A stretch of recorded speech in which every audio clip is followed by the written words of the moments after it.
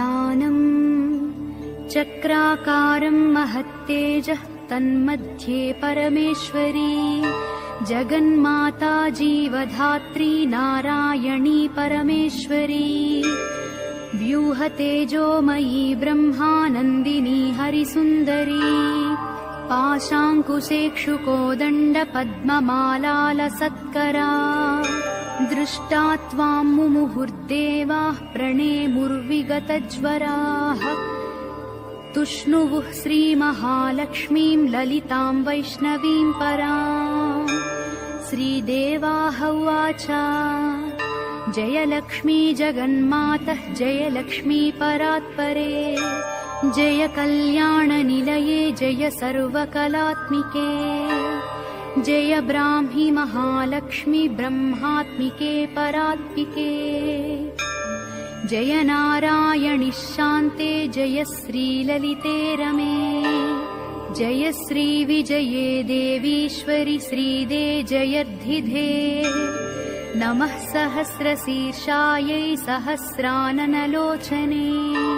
नमः सहस्रहस्ताब्जपादपङ्कजशोभिते अणोरणुतरे लक्ष्मि महतोऽपि महीयसी अतलं ते स्मृतौ पादौ वितलं जानुनी तव रसातलं कुटिस्ते च कुक्षिस्ते पृथिवीमता हृदयं भुवः स्वस्तेस्तु मुखं सत्यं शिरोमतम् दृशश्चन्द्रार्कदहनादिशः कर्णाभुजः सुराः मरुतस्तु तवोच्छास्वा वाचस्ते श्रुतयो मताः क्रीडाते लोकरचना सखाते परमेश्वरः आहारस्ते सदानन्दो वासस्ते हृदयो हरेः दृश्यादृश्यस्वरूपाणि रूपाणि भुवनानि ते शिरोरुहाघनास्ते वै तारकाः कुसुमानि ते धर्माद्या बाहवस्ते च कालाद्या हेतयस्तव यमाश्च नियमाश्चापि करपादनखास्तव स्तनौ स्वाहा स्वधाकारौ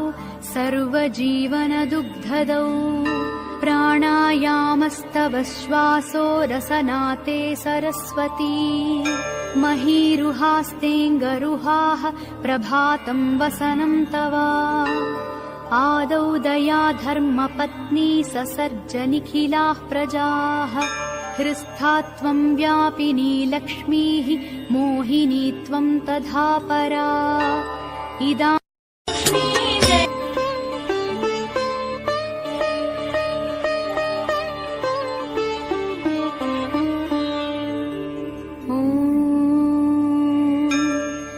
ध्यानम्